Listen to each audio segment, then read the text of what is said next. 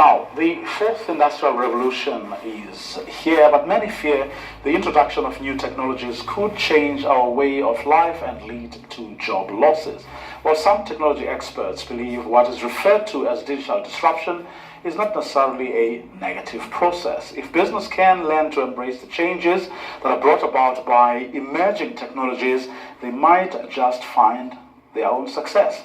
Well, to help us unpack whether South Africa is prepared, I'm joined by actuary and creator of the Dawn of Disruption board game, Dean Furman.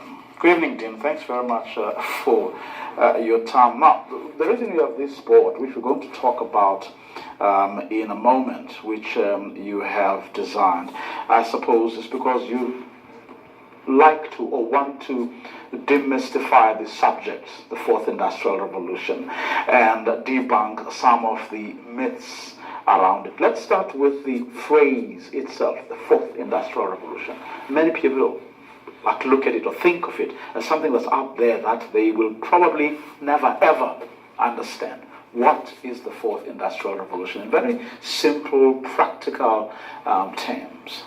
Yes, so very much previous industrial revolutions that we had.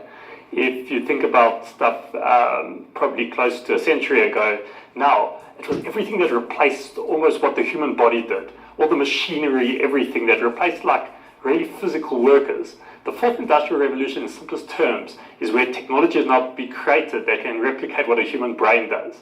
But there's so much jargon and there's so much fancy terms around it, and people try use that language probably to make themselves sound more clever, but it's really, really simple. It's really that now there are algorithms, there's inside computers that allow computers to be able to do things that humans previously could only do, like recognize what an object is, using a camera, recognize what an object is, speak like a human being, understand what a human being is saying, or sort of recognize patterns and other things.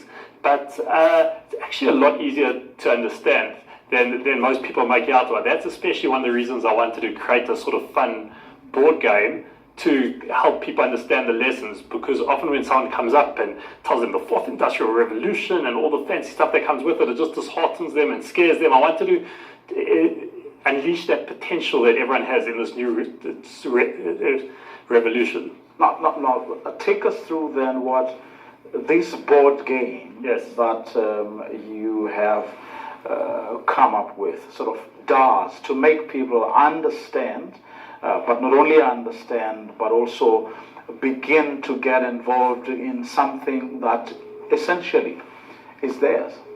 Yeah, definitely. So the way it's been designed is similar. The most similar thing to it maybe would be a Monopoly type game. Whereas Monopoly, you acquire property, and with that, whenever someone lands on your spot, they have to pay you rent. Now in this game, people become different professions in the game. But the other players in the game are able to use existing technology, like artificial intelligence, to disrupt those professions and stop them from making their income. So people try to become new professions, and other players try to get disruption cards, each of them with a unique thing. For example, they could become the lawyer. Then there'll be a unique card for that lawyer to say why lawyers could be completely disrupted using artificial intelligence. And the same way in the game, the players, for example, a digital marketer, could use artificial intelligence. For example, when the dice lands on the AI side of the unique dice that's in the game, they take an AI card, an artificial intelligence card, and just see one use of artificial intelligence. You've mentioned artificial intelligence five times already. What is that to someone? So it's really any computer program that's able to perform a task that only a human previously could do. So very much like speaking, seeing, understanding, robotics. So that now that they have robots that can move like humans, all of that is artificial intelligence. And it was a name that was coined in 1956 by a whole bunch of scientists at a conference in Dartmouth in America. And what happened was that basically they had all these theories about and algorithms and calculations of how you can create a machine to act like a human.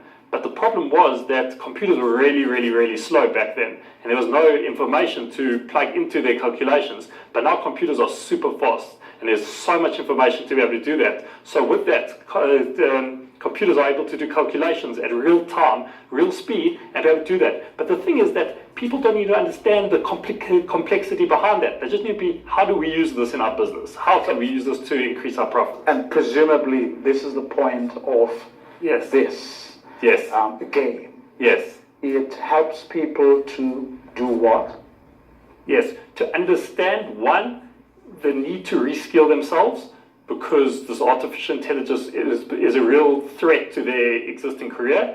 And number two, helps companies realize how to make more profits and reduce their costs using this artificial intelligence with all the possibilities that are out there.